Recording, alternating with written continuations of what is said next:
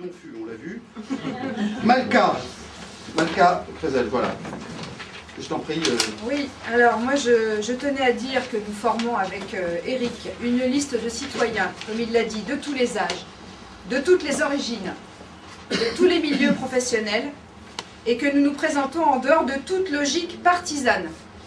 Nous voulons ensemble défendre des valeurs de démocratie, de solidarité, comme il l'a si bien exprimé, entre les générations, entre les gens qui ont un emploi et ceux qui n'en ont pas. Mais je dois dire aussi dans une ville comme Le Havre, où on parle de la ville basse, de la ville haute, et aussi une solidarité entre tous les quartiers.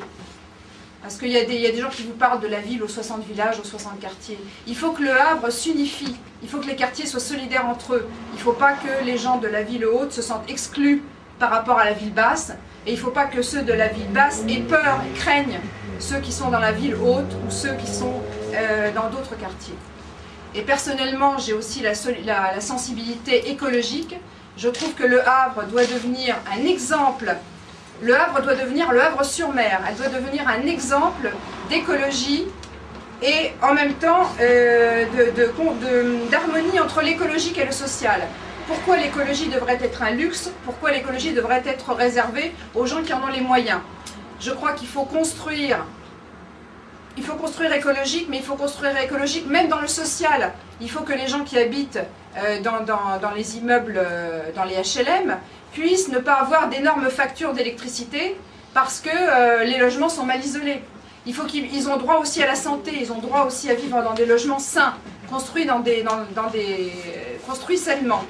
Et comme le disait Eric, il n'est pas normal qu'au Havre, au niveau de la santé, il y a un taux d'asthme, quand tu parlais d'asthme, il y a aussi malheureusement des cancers aussi élevés, et il faut que la ville se batte davantage pour que nous respirons un meilleur air, et comme tu le disais, que nous buvions aussi une meilleure eau. Ah oui, complètement. Le plan, voilà. Vivre, boire, respirer. Et par rapport... C'est pas un luxe, non? De vivre, boire et de respirer. Oui, oui. Et je trouve que la présence de la grand-mère d'Eric est extrêmement symbolique. Je rappelle quand même que sa grand-mère a vécu une grande partie de sa vie à une époque où les femmes n'avaient pas le droit de vote. Tout à fait. Donc aujourd'hui, nous essayons de faire la parité. Mais nous l'avons réalisé. Et nous l'avons réalisé. On n'a pas le choix. On n'a pas le choix. Mais on l'a fait avec plaisir. On n'a pas le choix. Et j'appelle tous les citoyens, et notamment bien sûr les femmes, à exercer leur droit de vote si chèrement et si difficilement acquis. Voilà. Bravo.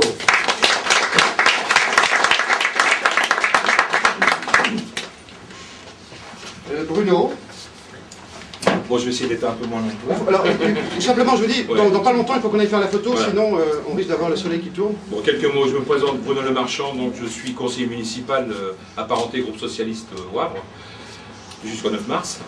Et je suis, au niveau professionnel, je suis chargé de mission dans l'industrie pétrolière. Alors, ce que je voulais dire, avec Malka, on est deux des trois fondateurs de Démocratie Océane. C'est une association où on voulait faire de la politique autrement. On était lassés de la bipolarité UMP-PC. Et on disait, nous, on veut autre chose, on veut s'ouvrir aux citoyens, on veut qu'ils puissent participer, de la vraie démocratie participative, pas ce qu'on entend partout autour de nous. Et quand nous avons rencontré Eric, effectivement, on a eu beaucoup de convergences de vues.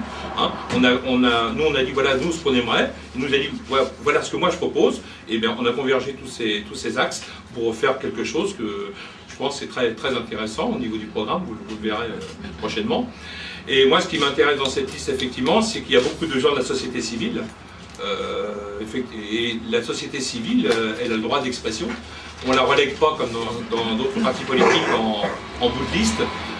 Là, dans cette liste, elle a des places importantes. Et moi, je trouve que c'est vraiment rafraîchissant à l'heure actuelle. Et vraiment, ce qui vraiment nous intéresse avec Eric, c'est de pouvoir faire de la politique autrement. Et s'adresser aux Havrais, les plus pauvres, les plus... tout le monde, tous les Havrais. Il y a un président de la République qui a dit qu'il serait président de tous les Français. Et à ce qu'on voit, c'est pas le cas. Nous, on ne veut pas de Havrais bling bling, on veut s'adresser à tous les Havrais. Voilà. Oui, oui, tout à fait. Dans certains documents officiels, suite à une erreur informatique, j'ai été qualifié de militant breton.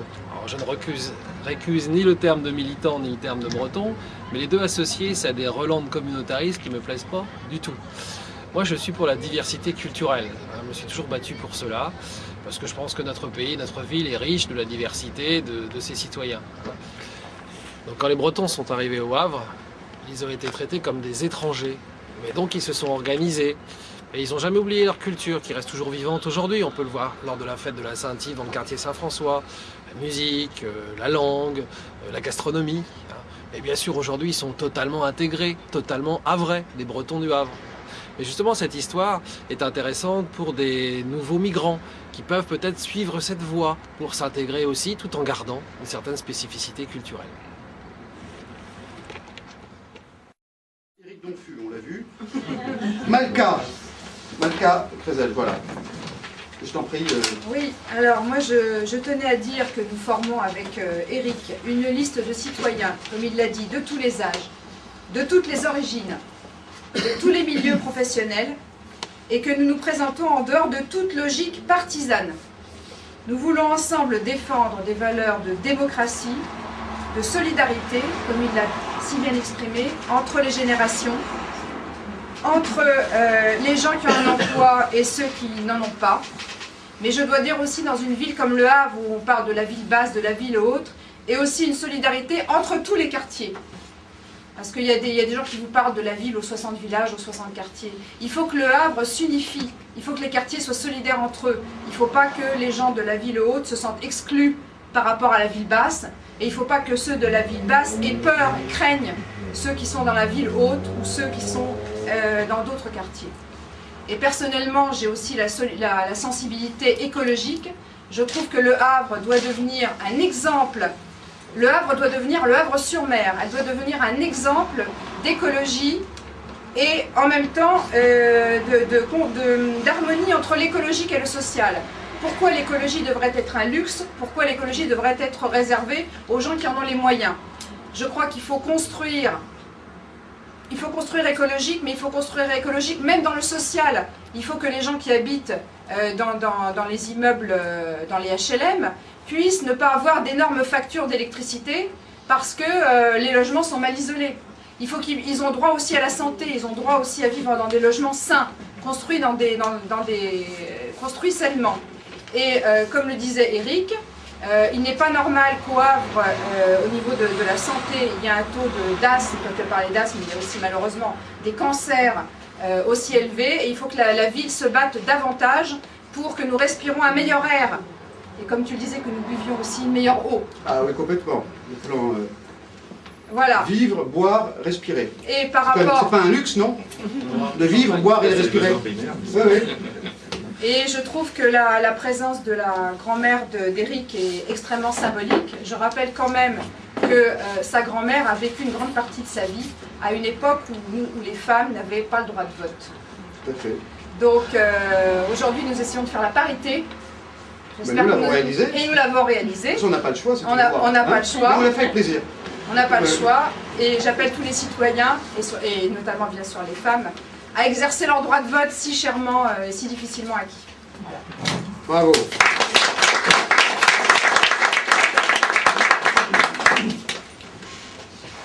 Bruno.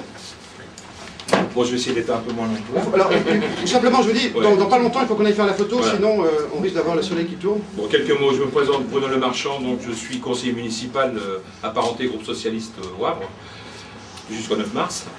Et je suis, au niveau professionnel, je suis chargé de mission dans l'industrie pétrolière. Alors, ce que je voulais dire, avec Malka, on est deux des trois fondateurs de Démocratie Océane. C'est une association où on voulait faire de la politique autrement. On était lassés de la bipolarité UMP-PC. Et on disait, nous, on veut autre chose, on veut s'ouvrir aux citoyens, on veut qu'ils puissent participer, de la vraie démocratie participative, pas ce qu'on entend partout autour de nous. Et quand nous avons rencontré Éric, effectivement, on a eu beaucoup de convergences de vues. Hein. Nous, on a dit, voilà, nous, ce qu'on aimerait. Il nous a dit, voilà ce que moi je propose. Et bien, on a convergé tous ces axes pour faire quelque chose que je pense c'est très, très intéressant au niveau du programme, vous le verrez prochainement. Et moi, ce qui m'intéresse dans cette liste, effectivement, c'est qu'il y a beaucoup de gens de la société civile. Et la société civile, elle a le droit d'expression.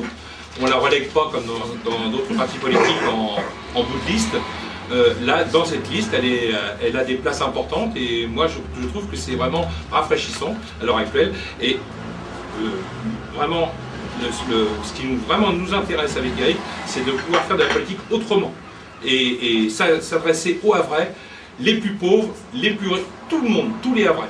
Il y a un président de la République qui a dit qu'il serait président de tous les Français. Et à ce qu'on voit, c'est pas le cas. Nous, on ne veut pas de Havrais bling bling, on veut s'adresser à tous les Havrais. Voilà. Oui, tout à fait. Sur certains documents officiels, suite à une erreur informatique, j'ai été qualifié de militant breton. Alors, je ne récuse ni le terme de militant ni le terme de breton, mais les deux associés, c'est des relandes communautaristes qui ne me plaisent pas du tout. Moi, je suis pour la diversité culturelle. Je me suis toujours battu pour cela, parce que je pense que notre pays, notre ville est riche de la diversité de ses citoyens. Donc quand les Bretons sont arrivés au Havre, ils ont été traités comme des étrangers. Mais donc ils se sont organisés. Et ils n'ont jamais oublié leur culture, qui reste toujours vivante aujourd'hui. On peut le voir lors de la fête de la Saint-Yves dans le quartier Saint-François. La musique, la langue, la gastronomie. Et bien sûr, aujourd'hui, ils sont totalement intégrés, totalement havrais, des Bretons du Havre. Et justement, cette histoire est intéressante pour des nouveaux migrants qui peuvent peut-être suivre cette voie pour s'intégrer aussi, tout en gardant une certaine spécificité culturelle.